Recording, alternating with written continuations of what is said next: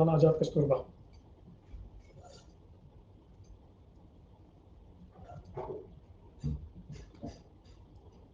अच्छी बात है, जिनकी तैयारी अच्छी है उनको टाइम मिल गया रिवाइज करने का, ये तो अच्छी बात है ना। और तैयारी को कंक्रीट कर लो, पुख्ता कर लो।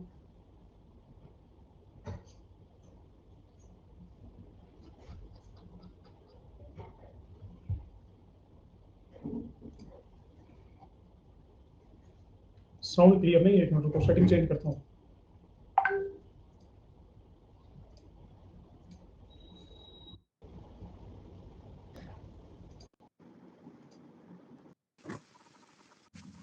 अब देखिए, अब साउंड ठीक है।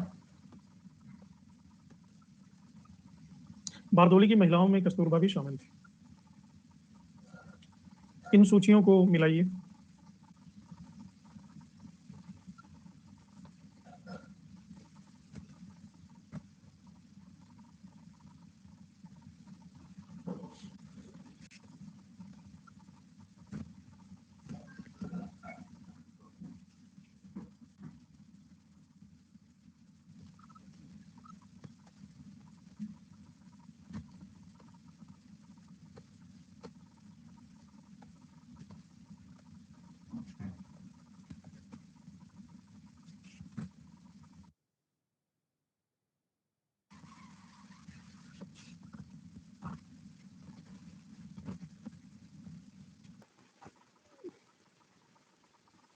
स्वामी सहजानंद का संबंध किससे था? बिहार के जनजातीय आंदोलन के साथ, बिहार के जातीय आंदोलन के साथ, बिहार के किसान आंदोलन के साथ, बिहार के मजदूर आंदोलन के साथ।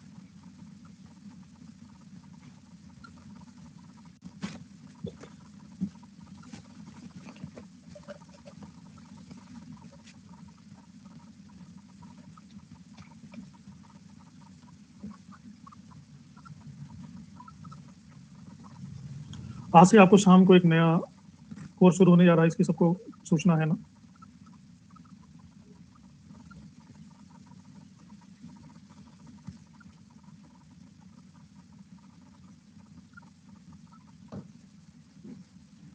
गुड। सहजानंद किसान आंदोलन के साथ जुड़े थे। नील कृषकों की दुर्दशा पर लिखी हुई पुस्तक नील दर्पण के लेखक कौन है? ये तो सभी जानते होंगे।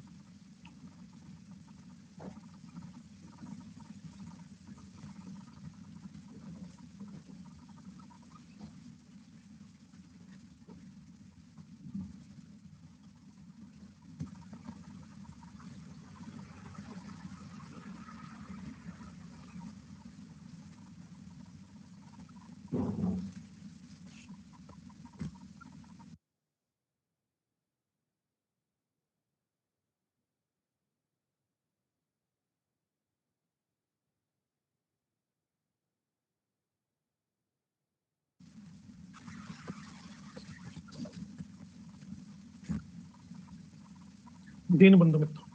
मुंडा के नेता कौन थे? नाम में ही इनके मुंडा था।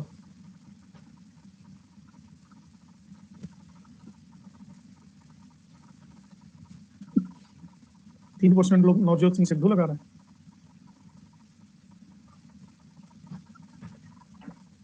सिद्धू ने क्या बिगाड़ा है? उसने तो कैप्टन का बिगाड़ा, आपका तो नहीं बिगाड़ा।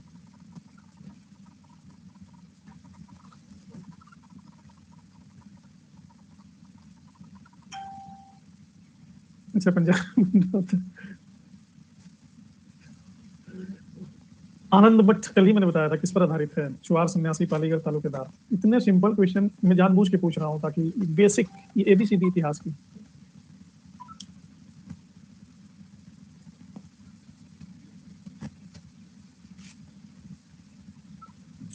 7% लोग चुआर और 6% लोग तालुकेदार।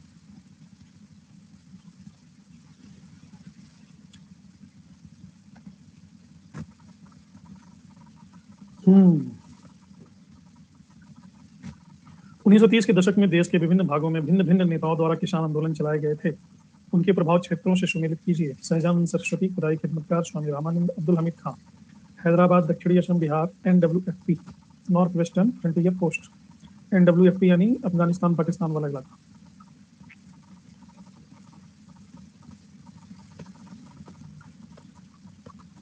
मैं तो चाहता हूँ 100 आए।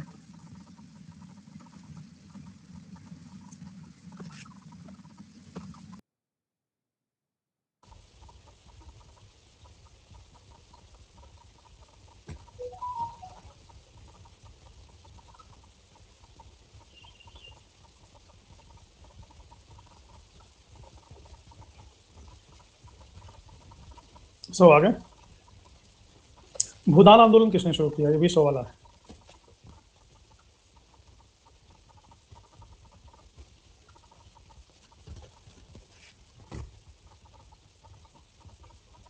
तीन 7% लोग लगा रहे हैं जयप्रकाश नारायण। नारायण नारायण।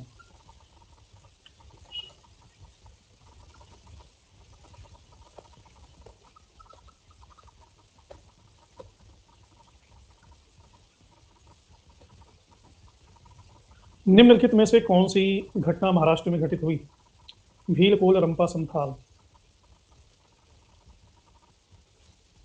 कल ही किसी ने पूछा था कि ये यहां भी घटित हुई थी क्या, पूजा ने पूछा था।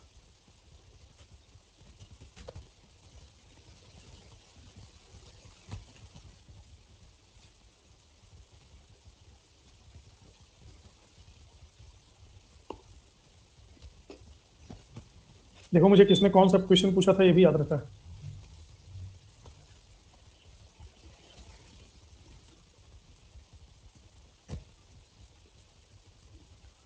कौन फराजी विद्रोह का नेता था? आगा मोहम्मद रजा, दादू मियां, शमशेर गाजी, वजीर Ali.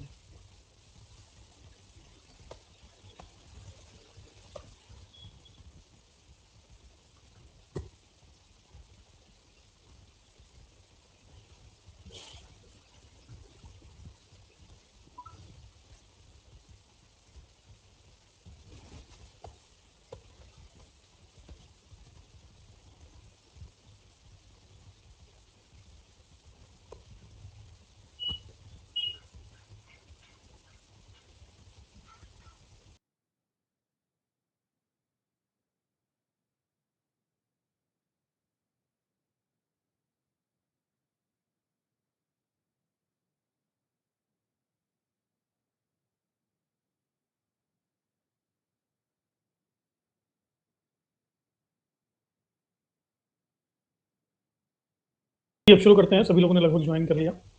Lower caste tribal labour and peasant movement part 2। सबसे पहले कोल विद्रोह।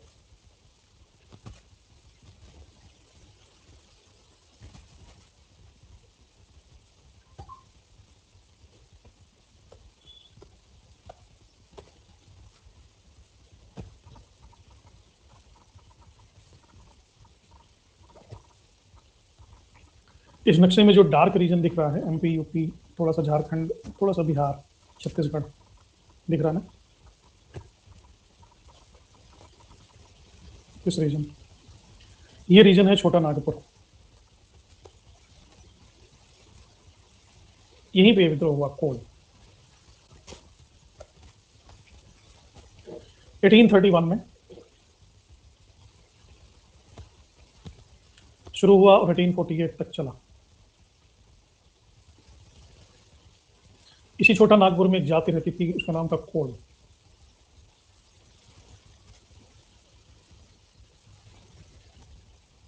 अंग्रेजों ने इनकी जमीन को छीन करके मुसलमान किसानों और सिखों को दे दिया। चावल से ये शराब बनाते थे, जो कि ये सदियों से बनाते चले आ रहे थे। चावल की शराब पर अंग्रेजों ने लगा दिया टैक्स। इसके परिणाम स्वरूप 1831 में विद्रोह भड़का, और इस विद्रोह का नेतृत्व करने वाले थे कौन?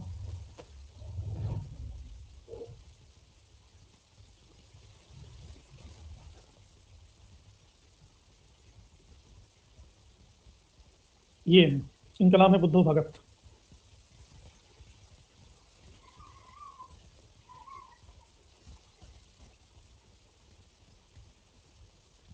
एक तो इनकी जमीन छीन करके अंग्रेजों ने कोल जनजाति की जमीन छीन करके मुस्लिम किसानों और सिखों को दे दी। दूसरा, इस चावल से ये शराब बनाते थे, पुश्तैनी इनका रिवाज था, इस पर टैक्स लगा दिया। ओके मलिका, कोई बात नहीं, अभी तो शुरू हो रहा है, अभी तो ये पहली लाइन मैंने लिखा। तो ये बुद्धू भगत ने किया। तो इसका प्रचार हम देख रहे हैं कि ये इस पूरे इलाके में है। इस इलाके में शामिल है रांची, सिंहभूमि, हजारीबाग, पलामू, मानभूमि, ये सारे क्षेत्र। तो बहुत सारे भगत लोगों ने इसका नेतृत्व किया। बुद्धू भगत, एक थे जोआ भगत, केशव भगत, नरेंद्र शाह, मनिकी, मदरा महतो, इन लोगों ने इनको गति प्रदान की। अब इसको रोकने के लिए बैरकपुर छावनी से और दानापुर छावनी से विल्किंस और डेंट, इन दोनों के नेतृत्व में सेना भेजी गई।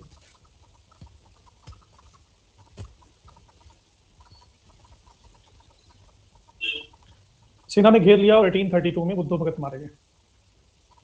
1832 में बुद्धू भगत के डेथ के बाद इस आंदोलन का नेतृत्व आ गया गंगा नारायण के हाथ।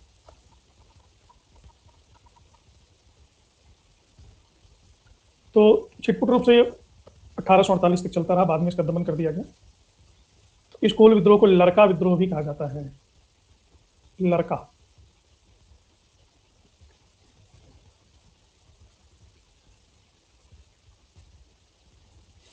इसी तरह से हम देखते हैं कि एक और जगह है उड़ीसा।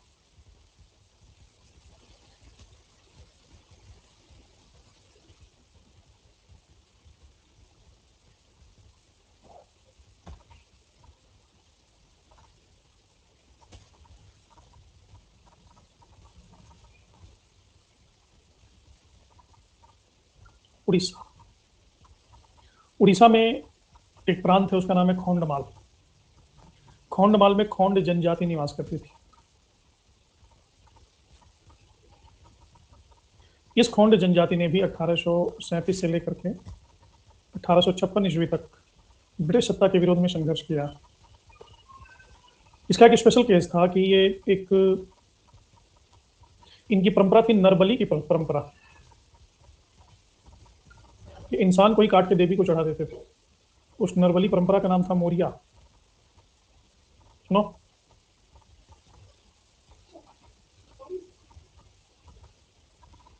इस मोरिया को अंग्रेजों ने प्रतिबंधित कर दिया, तो ये मारने मारिया पे उतारू हो गए। और बाकी के आदिवासियों ने भी इनका साथ दिया। धूमसर, चीन की मंडी, कालाहांडी, पटना, पटना के आदिवासी भी आ गए।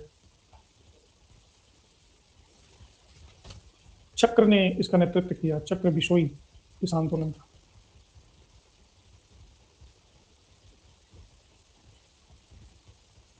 बाद में हम देखते हैं कि 1857 में सवार नाम की जनजाति भी इसमें शामिल हो गई और इसके लीडर बने राधा कृष्ण दंडसेन।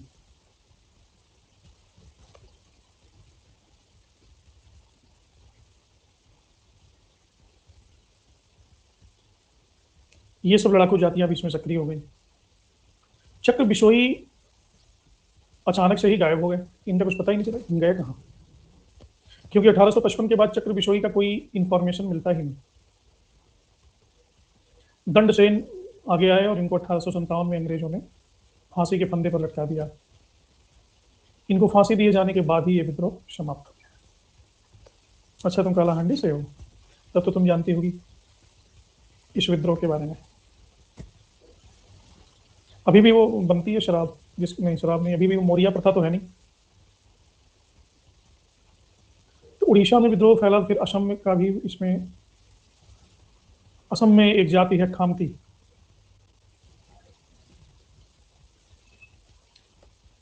खामती विद्रोह होता है 1839 से लेकर के 43 ईस्वी तक।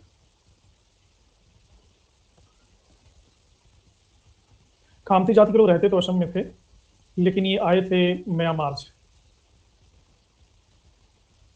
म्यांमार में एक और जगह है, उस जगह का ही नाम है बोर खामती।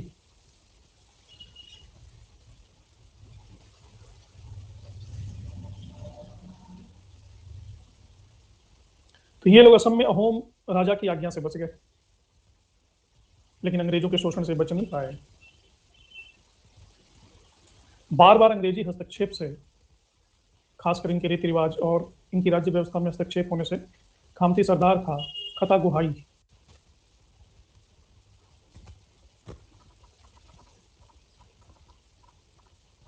एक सरदार था खता गुहाई और दूसरे सरदार थे मनोक।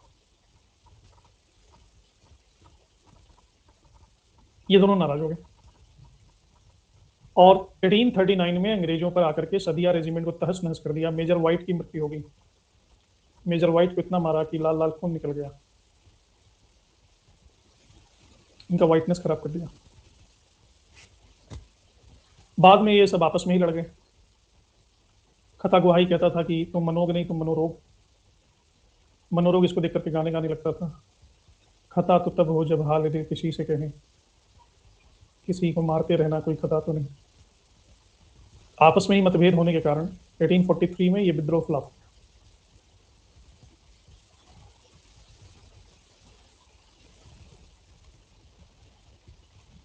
ये भारत का पहला विद्रोह है जो आपस में ही लड़ाई के कारण फ्लॉप हो गया।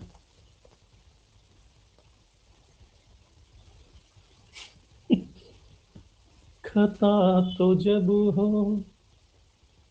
गाना गाना अलाउड नहीं है, इसलिए मैं अपने आप को रोक ले रहा हूँ। इसके बाद आता है गडकरी।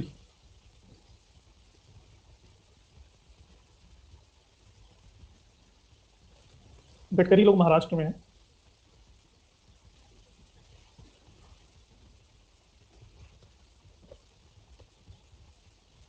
अच्छा, दो शब्द में ही जादू दिख गया आपको। तुम लोग मुझे चढ़ा चढ़ा के मेरी नौकरी छीनना चाहते हो, मैं सब समझता हूँ।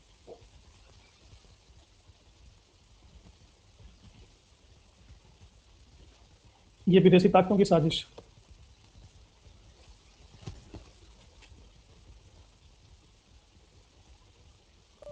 हम्म। महाराष्ट्र में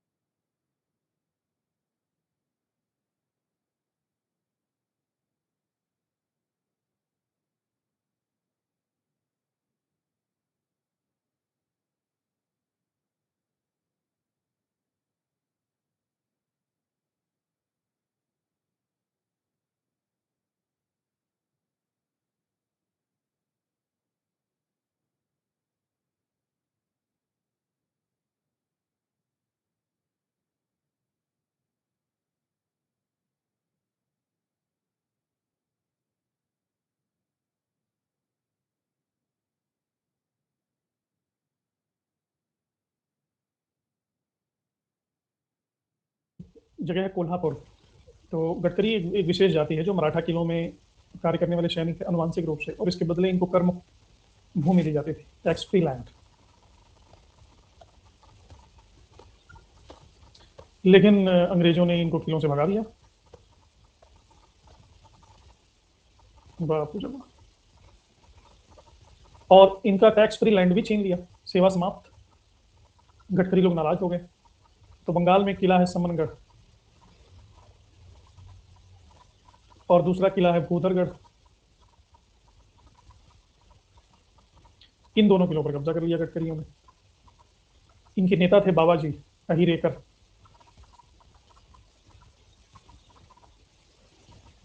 1844 में विद्रोह हुआ।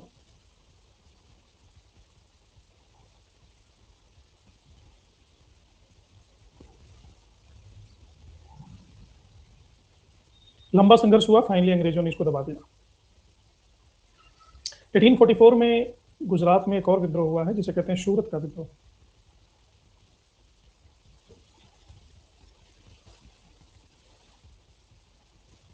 ये गडकरी विद्रोह का संबंध महाराष्ट्र से ही है, बंगाल से नहीं। ये तीर देखो महाराष्ट्र से आ रहा है ना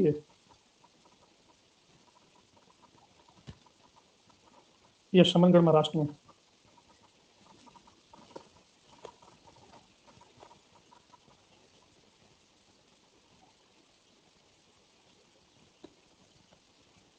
सूरत का नमक आंदोलन। सूरत में नमक कर में अठन्नी 50 पैसे प्रतिमन बढ़ा करके 1 रुपया प्रतिमन कर दिया गया टैक्स। तो वहां जनता ने 1844 में विद्रोह कर दिया और कुछ यूरोपीय लोगों को बहुत मार मारा। सरकार ने कहा कि ये तराजू ही गलत, एक स्टैंडर्ड तराजू लाओ और नमक को तौल के दिखाओ। विद्रोहियों ने कहा कि जब हम मार खाए हो तो तराजू की याद आई है।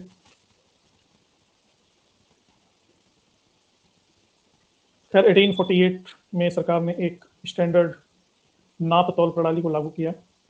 जनता ने इसके लिए सत्याग्रह किया, गांधी के बहुत पहले ही। फलस्वरूप इस नमक की वृद्धि को वापस लेना पड़ा। इस तरह से ये विद्रोह सफल रहा।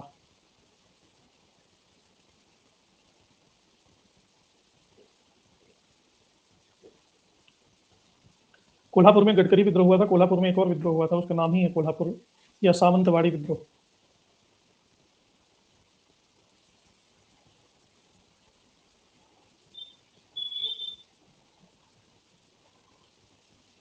ये भी 1844 में ही हुआ है।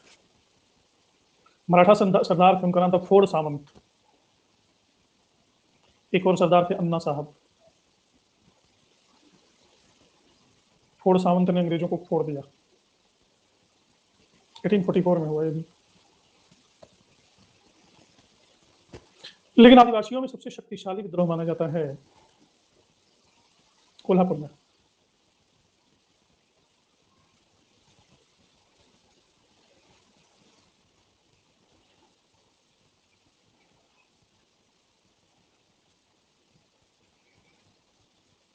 आदिवासियों में सबसे शक्तिशाली विद्रोह माना जाता है संथाल।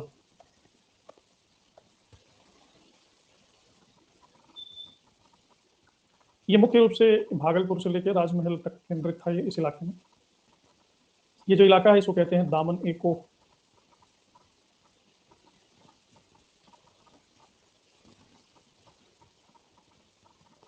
अंग्रेजों द्वारा लागू की गई भू राजस्व नीति, खासकर 1793 में स्थायी बंदोबस्त के कारण इन्हें अपनी जमीनों से बेदखल कर दिया गया।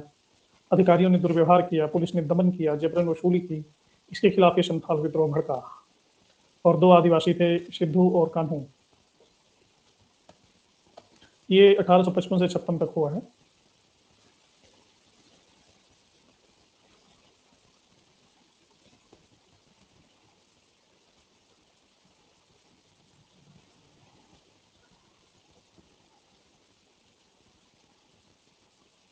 भागलपुर से राजमहल जिले तक केंद्रित था ये, वहां से वहां तक प्रसार था इसका। 6000 आदिवासियों को इन्होंने 1855 में संगठित किया और विदेशियों के खिलाफ विद्रोह कर दिया। महाजन जमींदारों के मकान, पुलिस स्टेशन, डाक गाड़ी, रेलवे स्टेशनों को जला दिया गया। सरकार ने इनके खिलाफ मार्शल लॉ लगाया।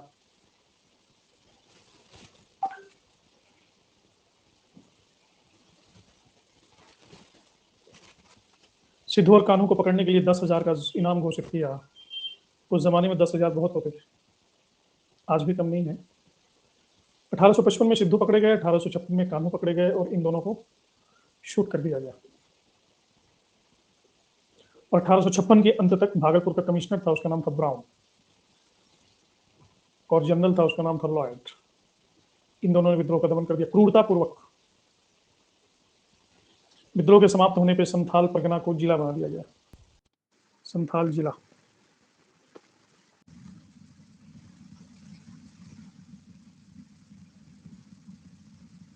इसी तरह से ये त्रिपुरा के इलाके में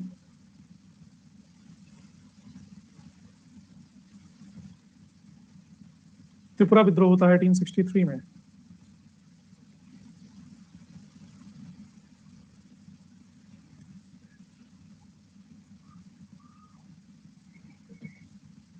क्योंकि यहाँ पे आदिवासियों के घरों पर टैक्स लगा दिया गया, हाउस टैक्स। इसके खिलाफ विद्रोह हो गया। आदिवासी कहते थे हम अपने घर में रह रहे हैं तो तुमको पैसा क्यों दें। चांद कौन था, कहाँ लिखा है चांद? चांद छुपा बादल में, बादल में छुप गया। अरे यार, अब चांद के पास कहाँ पहुंच गए।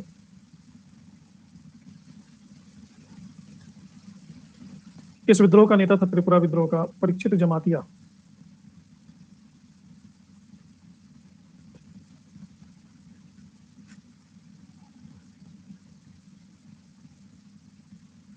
बाद में त्रिपुरा में अपने आप को रत्नमणि ने राजा घोषित किया और स्वतंत्रता की घोषणा कर दी।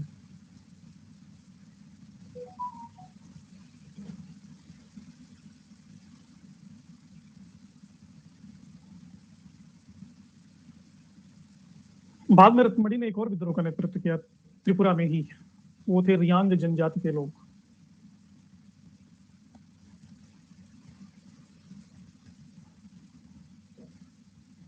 और इसका टाइम पीरियड है 1942 43। उड़ीसा में एक जगह है क्योंझर। क्योंझर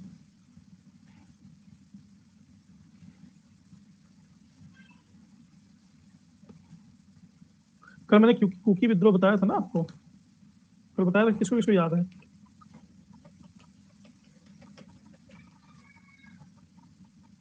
कहाँ हुआ था? मणिपुर में। तो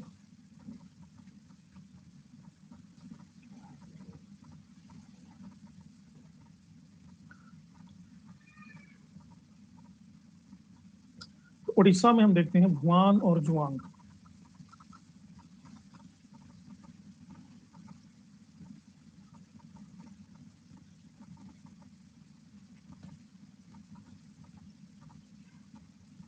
ये विद्रोह हुए हैं 1863 1867 में 68। ये भुआन और जुआंग दोनों जनजातियों के नाम। भुआन का नेतृत्व किया है रत्न नायक ने।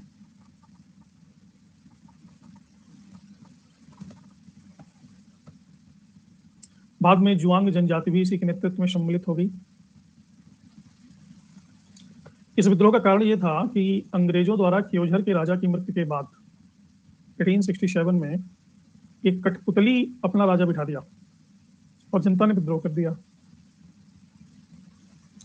1868 में यह विद्रोह दबा दिया गया,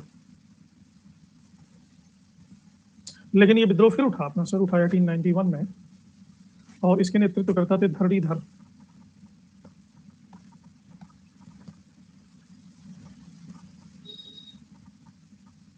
ये धरणीधर ने जो विद्रोह किया, ये इस तथाकथित राजा के विरोध में था। राजा यहां से भागा और कटक में जाकर के शरण लिया अंग्रेजों के पास। बाद में खैर इसको भी दमन कर दिया गया। तो ये भुआन जुआंग विद्रोह के बारे में पहले पढ़े थे।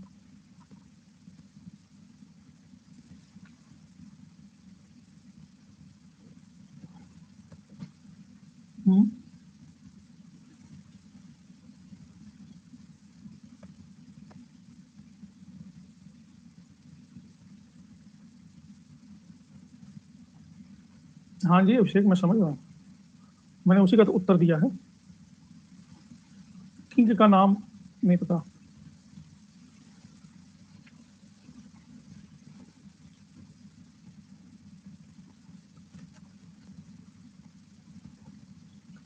इसके बाद एक और विद्रोह आता है। विद्रोह में नेताओं का नाम, उनका डेट इंपॉर्टेंट है। कौन राजा था, किंग का नाम थोड़ी ना पूछे। और कारण इंपॉर्टेंट है, किस कारण से कौन सा विद्रोह हुआ।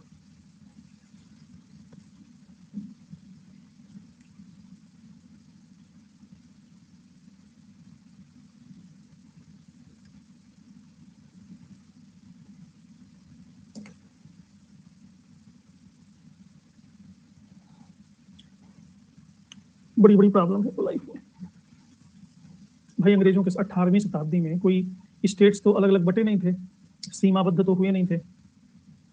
त्रिपुरा और मणिपुर में कितना डिफरेंस है। मेघालय, त्रिपुरा, मणिपुर लगभग एक ही इलाका है ना। ये 18वीं शताब्दी की बात। आज नए अलग अलग स्टेट बने हुए हैं।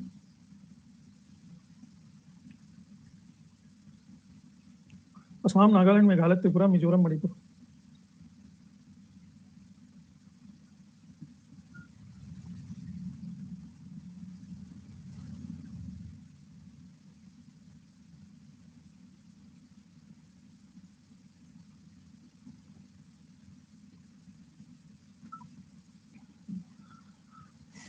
तो आंध्र प्रदेश में गोदावरी जिले के उत्तर में तटवर्ती पहाड़ी क्षेत्र है, यहाँ पे एक विद्रोह हुआ।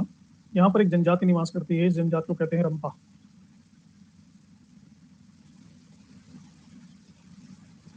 एटीन 1879 से लेकर के 1924।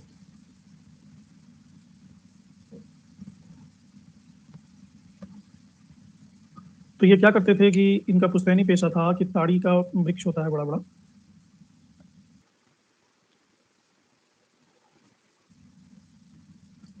तो ये अनुवांशिक तौर पे ये धंधा अपनाते थे, ताड़ी निकालते थे। ताड़ी एक ऐसी शराब होती है जो नशा तो करती है, लेकिन कुछ लोग कहते हैं कि पौष्टिक भी होती है। तो वृक्ष के तने में एक चीरा लगाया जाता है और इस तने के साथ एक मटकी बांध दी जाती है, इसमें बूंद बूंद करके टपकता है और ये थोड़ी देर में बढ़ जाता है और इसको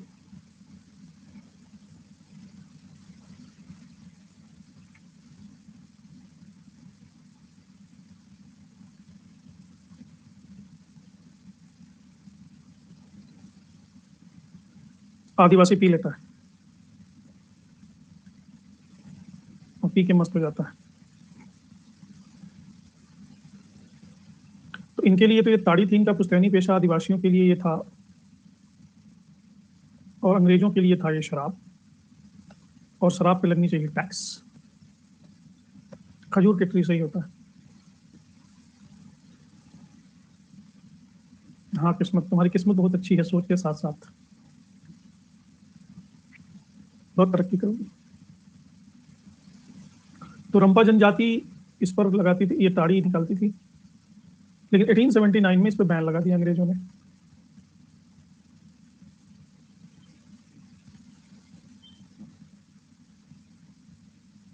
तो इनके 3 नेता थे, एक का नाम था तस्मान, दूसरे का नाम था डोरा, तीसरे का नाम था अम्युल। इन तीनों के नेतृत्व में विद्रोह कर दिया रंपाओं ने। तो पहले तो विद्रोह किया 1879 में, बाद में विद्रोह किया 1891 में।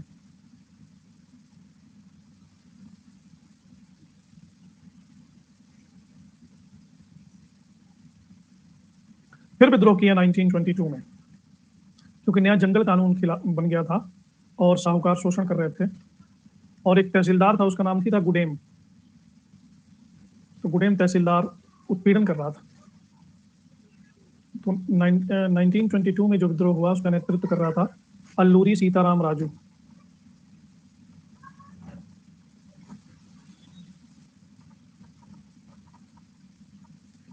ये कोया विद्रोह हुआ है 1879 से लेकर के 86 तक।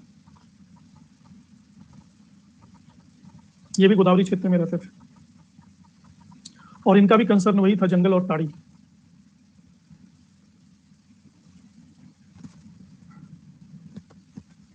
जंगल और ताड़ी दोनों पे अंग्रेजों ने टैक्स लगा दिया।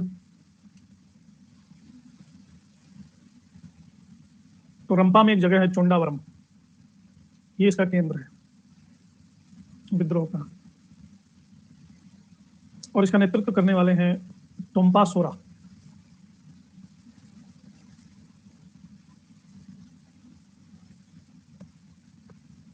विद्रोह इतना उग्र और हिंसक था कि इसको दबाने के लिए मद्रास इन्फेंट्री से 6 रेजिमेंट भेजी गई थी।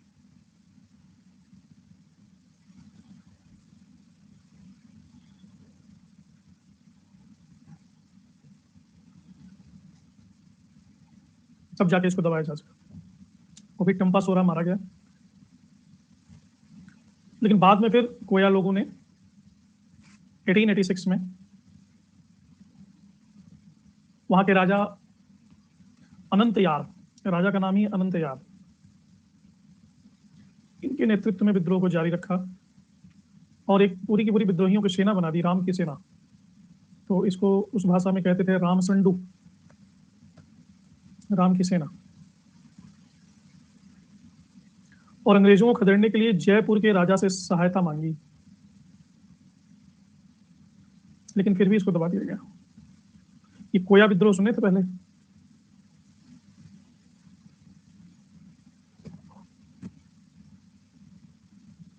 आधे सुने हो, आधे नहीं सुने। को अलग है, कोया अलग है। को is not Koya, Koya is not को।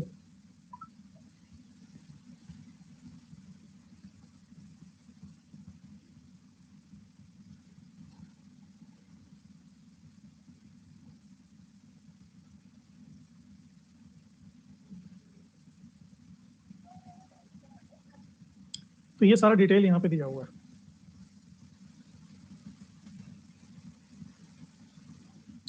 त्रिपुरा, भुआन, जुआंग, रंपा, कोया, अभय मुंडा।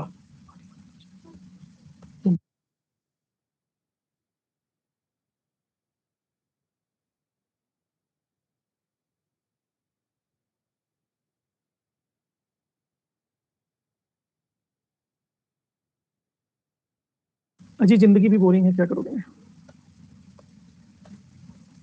पढ़ने में बोरिंग है, सोचो पढ़ाने में क्या हाल होता होगा।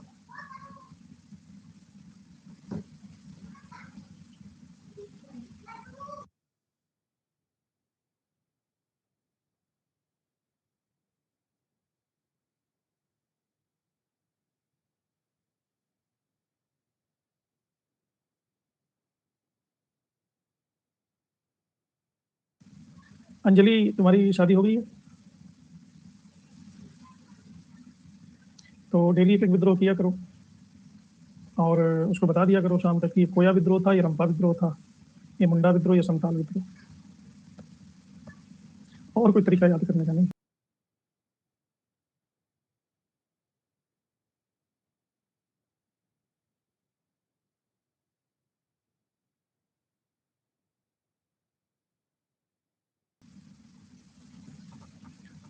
अल्लूरी सीताराम राजू प्रेरित तो था गांधी जी से, खासकर गांधी जी के असहयोग आंदोलन से, लेकिन ये गांधी जी के अहिंसा से सहमत नहीं था, ये हिंसा के प्रयोग को जायज मानता था। खैर 2 साल के अंदर ही 1924 में अल्लूरी सीताराम को गिरफ्तार करके इसको मार डाला गया और ये विद्रोह समाप्त हो गया।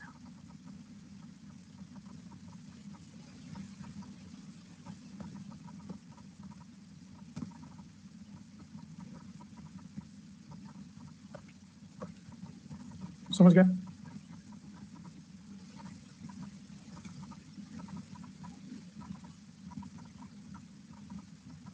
हाँ, बाबर ने भी उल्लेख किया। आंध्र प्रदेश में ही एक और जाति विद्रोह है, कोया विद्रोह।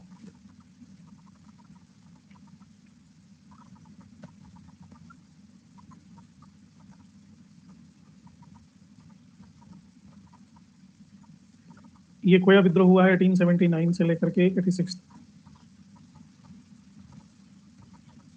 ये भी गोदावरी क्षेत्र में रहते थे और इनका भी कंसर्न वही था, जंगल और ताड़ी।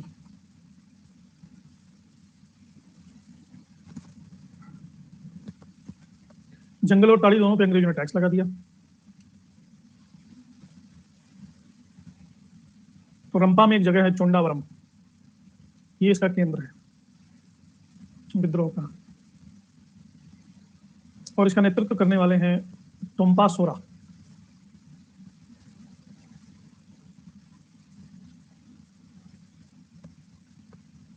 विद्रोह इतना उग्र और हिंसक था कि इसको दबाने के लिए मद्रास इन्फेंट्री से 6 रेजिमेंट भेजी गई थी।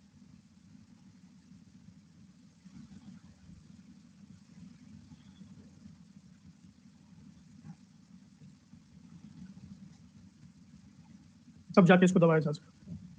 वो भी टम्पा सोरा मारा गया, लेकिन बाद में फिर कोया लोगों ने 1886 में वहां के राजा अनंत यार, राजा का नाम ही अनंत यार, इनके नेतृत्व में विद्रोह को जारी रखा और एक पूरी की पूरी विद्रोहियों की सेना बना दी, राम की सेना। तो इसको उस भाषा में कहते थे राम संडू, राम की सेना। और अंग्रेजों को खदेड़ने के लिए जयपुर के राजा से सहायता मांगी,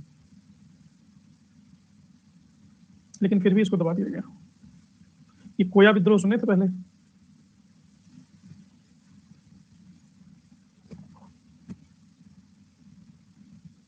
आधे सुने हो, आधे नहीं सुने। को अलग है, कोया अलग है। को is not Koya, Koya is not को।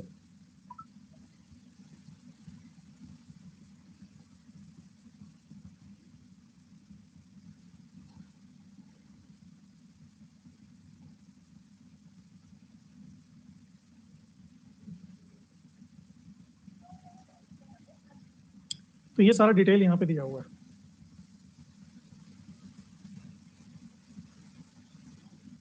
त्रिपुरा, भुआन, जुआंग, रंपा, कोया, अभय मुंडा।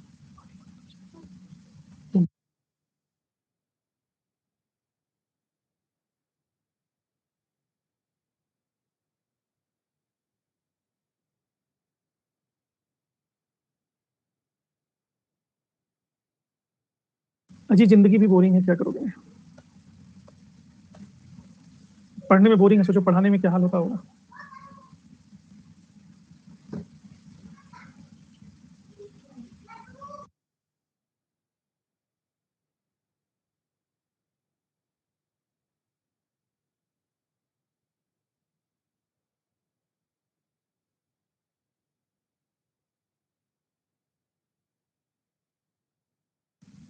अंजलि, तुम्हारी शादी हो गई है?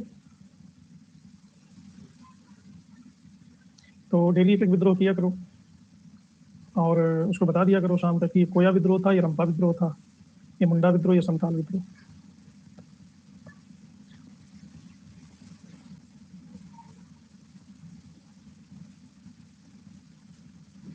देखो, विद्रोह किसी चीज का मोहताज नहीं होता, आप माता पिता से भी कर सकते हैं।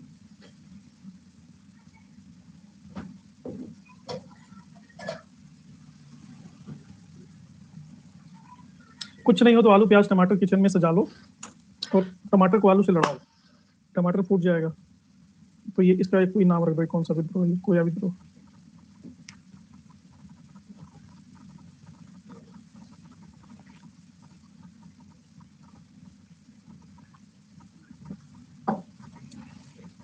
सुनते ही नहीं है तो तभी तो विद्रोह बनता है।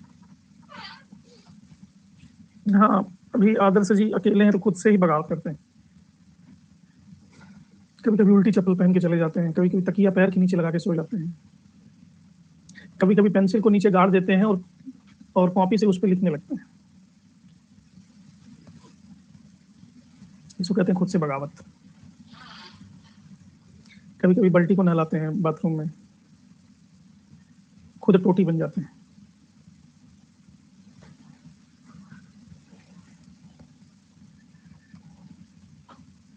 मुंडा विद्रोह,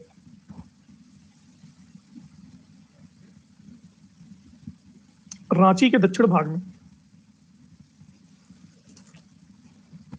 ये भी विद्रोह को चुपके चुपके सुन रही थी। ये खुद विद्रोही है। जब मैं पढ़ाता हूँ तो ये विद्रोहों के बारे में सुनती रहती है और कार्टून देखने के लिए विद्रोह कर देती है।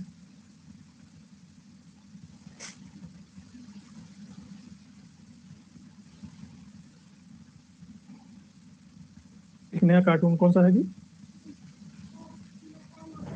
लुका एंड मोटो जूलिया, आजकल ये देख रही है। सर, कल मैंने वो कचरा वाली कोर्स कंप्लीट कर ली। लास्ट वाली क्लास में आप वृक्ष शब्द का इतनी डीपली समझाएं कि मेरी इस शब्द के बारे में सारी निगेटिविटी खत्म हो गई। अच्छा, वेरी गुड।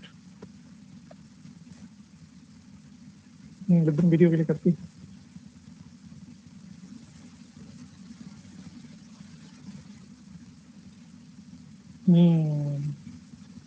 राक्षस नहीं, ये मेरे जैसी है, बेटा उनके जैसा है। ये मेरे से खराटे भी मारती है। हाँ, छोटे बच्चे जैसे खराटे मारते हैं।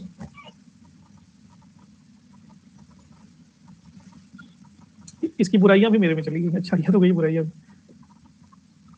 भ्रामरी, हाँ, भ्रामरी करना है। भ्रामरी करता हूँ तो मेरी प्रॉब्लम है कि मैं समाधि में चला जाता हूँ, इसलिए मैंने करना छोड़ दिया, फिर कॉलेज छूट जाता है। नहीं, पापा की परी वर्ड बहुत बदनाम हो गया है, इसलिए इस संज्ञा से विभूषित ना करो।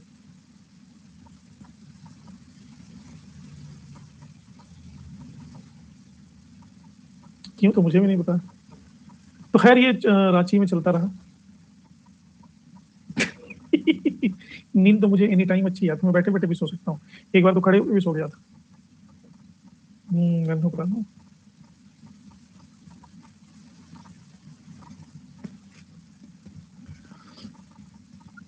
इसका एक और नाम है उलूग खानी, उल गुलाम या महाविद्रोह।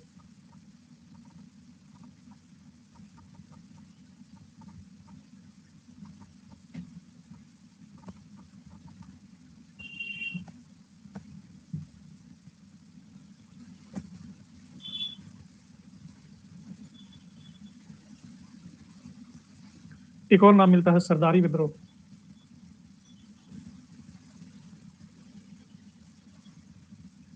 तो इनके अंदर एक पारंपरिक भूमि व्यवस्था थी, इन्हें कहते थे खुंटकट्टी, खुटकट्टी या मुंडारी। ये मुंडारी व्यवस्था थी कि ग्रुप फार्मिंग किया करते थे, सामूहिक खेती किया करते थे। पूरा गांव मिलकर के एक बड़े से प्लॉट पे खेती करता था। कोई इनकी अपनी व्यक्तिगत जमीन नहीं थी कि पर्सनल। अब अंग्रेजों ने जब टैक्स लगाया, रैयतवाड़ी व्यवस्था, तो इनसे कहा कि भाई जमीनें बांट लो। इन लोगों ने कहा नहीं, हम तो प्रारंभ से ही ऐसे ही करते आ रहे हैं। और 1895 में बिरसा मुंडा के नेतृत्व में इन लोगों ने विरोध कर दिया। आज बिरसा मुंडा झारखंड के बहुत बड़े हीरो बने हुए हैं। तो बिरसा मुंडा धार्मिक व्यक्ति था, एक ईश्वरवादी था, और 1895 में इसने कहा कि ये भगवान के दूत हैं, और इनके भगवान का नाम था सिंह बोंगा।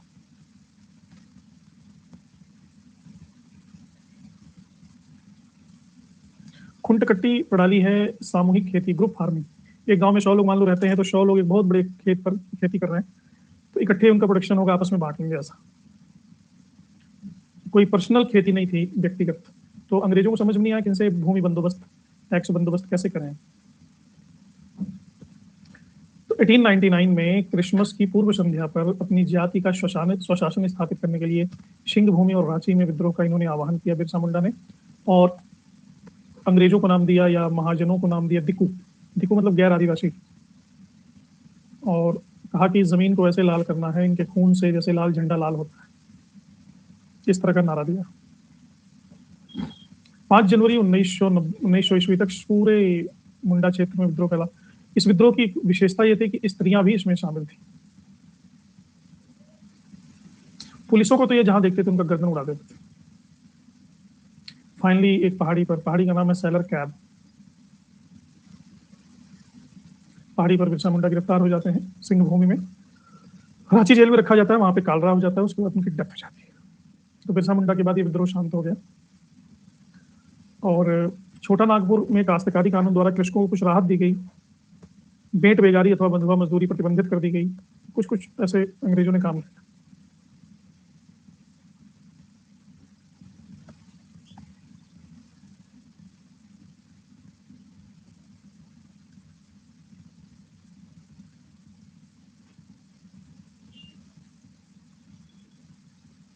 इसके बाद अगला विद्रोह हैजा को ही अंग्रेजी में कॉल कहते हैं। नेक्स्ट है ताना भगत। ताना भगत आंदोलन कहां पे हुआ था?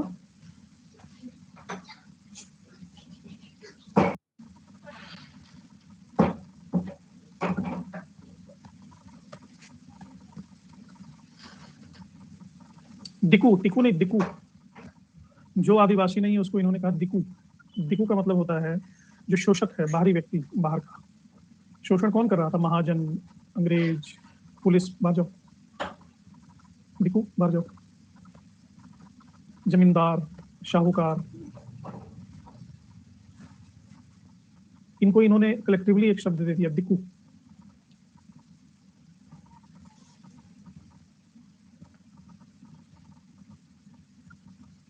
मेरे बच्चों को भी मैंने दिकू बना दिया।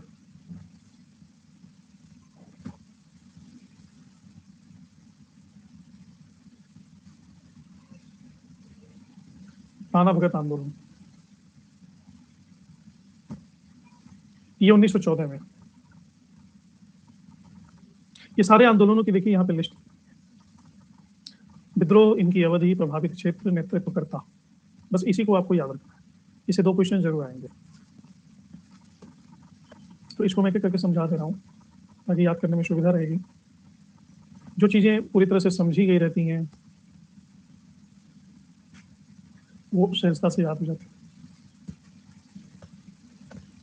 तो ये भी छोटा नागपुर में हुआ है।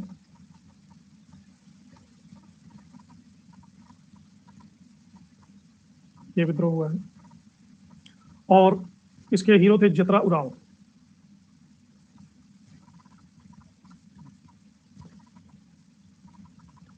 और इसमें करीब 26,000 सदस्य शामिल थे इस विद्रोह में।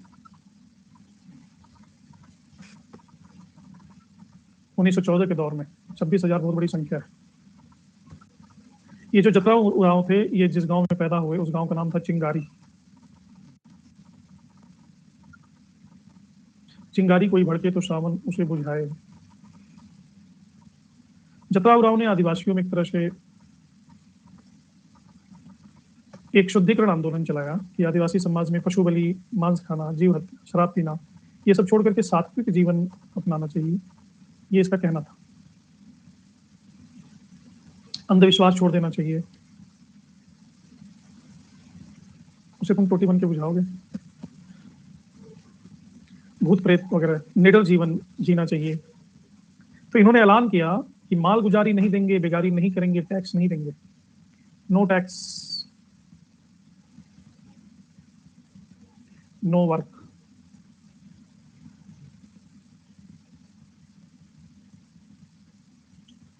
तो इसी आंदोलन कहते हैं ताना भगत आंदोलन। जतराव राव को तो 1914 में अंग्रेजों ने गिरफ्तार कर लिया, 1.5 वर्ष की सजा दी गई। जेल से छूटने के बाद ये अचानक से मर गया। लेकिन फिर इसके बाद ताना भगत सामने आते हैं आंदोलनकर्ता के रूप में। हालांकि ताना भगत ने अहिंसक आंदोलन का सूत्रपात किया, ये बड़ी आश्चर्य की बात थी। ये गांधी जी से प्रभावित थे और ये ताना भगत आंदोलन आगे चल करके स्वदेशी आंदोलन से जुड़ गया।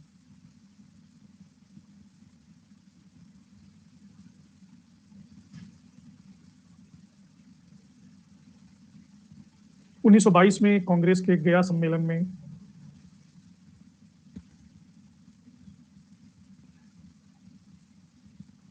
1923 में नागपुर में बहुत बड़ी संख्या में कांग्रेस के अधिवेशन में ताना भगत के अनुयायी शामिल हुए। 1940 में फिर रामगढ़ कांग्रेस में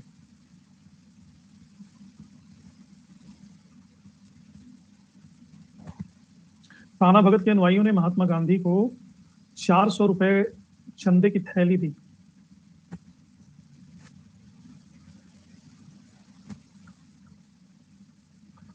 तो एक तरह से ये गांधीवादी आंदोलन पनपा आदिवासी आंदोलन के रूप में। आगे चल करके ताना भगत आंदोलन कई शाखाओं में बट गया, लेकिन इनकी मुख्य शाखा को कहते हैं सादा भगत।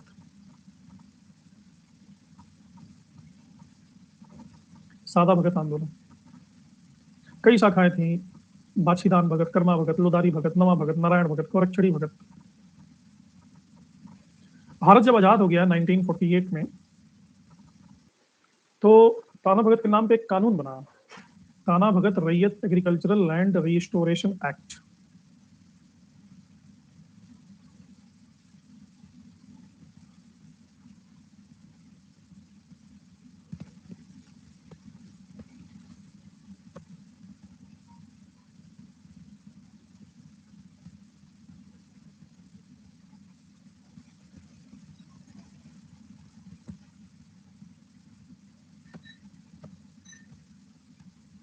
रिस्टोरेशन एक्ट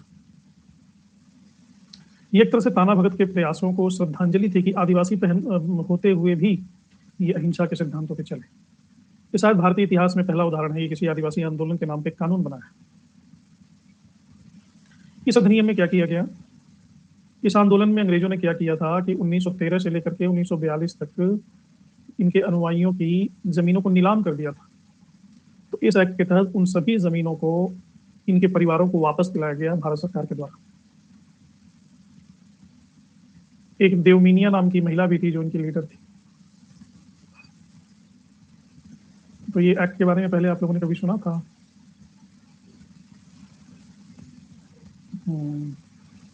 तो ये अपने आप में एक अनूठा कह सकते हैं कि उदाहरण है।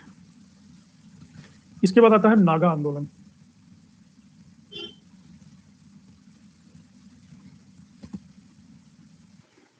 तो नेचुरली नागा आंदोलन है तो नागालैंड से ही संबंधित होगा, इधर ही कहीं नागालैंड है। तो नागा समाज एक ऐसा समाज है, ये भी आदिवासी हैं, तो इन समाज में भी बहुत सारी बुराइयां प्रचलित थी। इसमें एकता लाने के प्रयास में एक नेता उभरे, उनका नाम था जदोनांग। इन्होंने नागा समाज को संगठित किया, संगठित करके फिर अंग्रेजों के नीतियों का विरोध करना शुरू किया, राजनीतिक आंदोलन बन गया। इस कारण से जदोनांग को 29 अगस्त 1931 में फांसी दे दी गई। लेकिन इस कारण से नागा और संगठित हो गए, और जदोनांग की बेटी का नाम था गोंडिनेल्यू। गोडिनेल्यू, नागाओं ने गोडिनेल्यू को अपना लीडर स्वीकार किया। 17 साल की थी उस जमाने में, और गोडिनेल्यू ने नागा आंदोलन को सविनय अवज्ञा आंदोलन से कनेक्ट कर दिया, यानी गांधीवाद। काफी उठापटक हुआ। जदोनांग चूंकि कुछ धार्मिक विचारधारा भी रखते थे, तो जदोनांग के धार्मिक विचारधारा के आधार पर गोडिनेल्यू ने एक नए धर्म की भी स्थापना की। उस धर्म का नाम रखा इन्होंने हेकपिंक, हेक पंथ। गोडिनेल्यू के इस आंदोलन का तो दमन कर दिया गया। जवाहरलाल नेहरू ने और आजाद हिंद फौज ने, इन दोनों ने गोडिनेल्यू को कहा है रानी, रानी की उपाधि प्रदान की।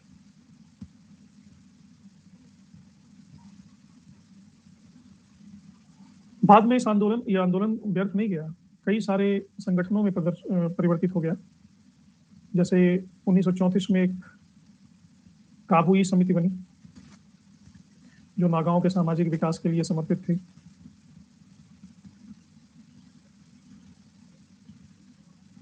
1946 में काबुई नागा एसोसिएशन बना। -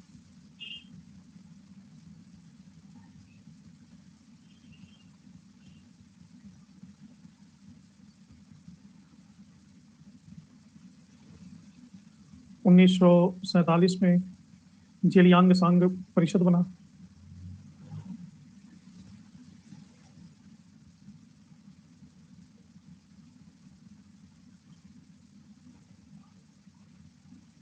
इस तरह से नागाओं के विकास के लिए इन संस्थाओं ने काफी काम किया। इसी तरह से हम देखते हैं कि आंध्र प्रदेश के गुंटूर जिले में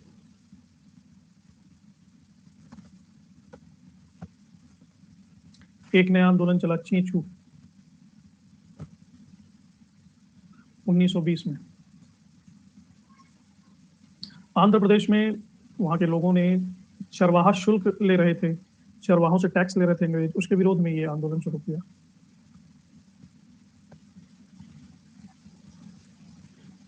और जंगल सत्याग्रह भी था।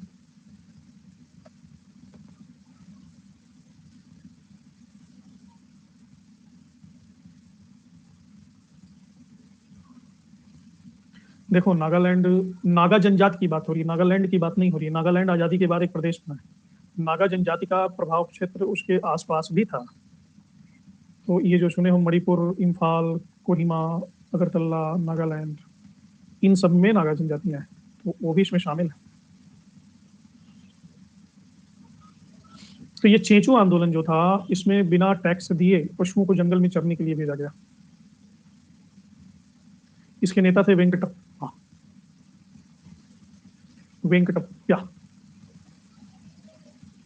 इस आंदोलन के समर्थन में 1927 में गांधी जी ने भी यात्रा की, कुडपा की।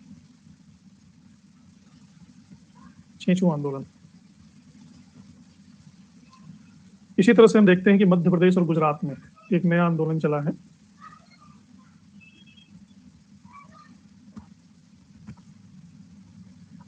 अगर नागा जनजाति को स्पेसिफिकली उस जनजाति के टर्म में देखा जाएगा तो नागालैंड ही होगा, मणिपुर नहीं होगा।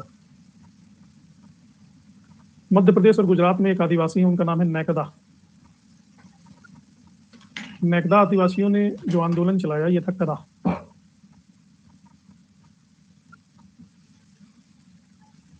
आंदोलन। इस विद्रोह के द्वारा वनवासियों ने अंग्रेजों और सवर्ण हिंदुओं का विरोध किया और दैवी शक्ति से युक्त अपने नेताओं द्वारा धर्मराज स्थापित करने का प्रयत्न किया। तो ये कदा आंदोलन धर्मराज की स्थापना के लिए हुआ था।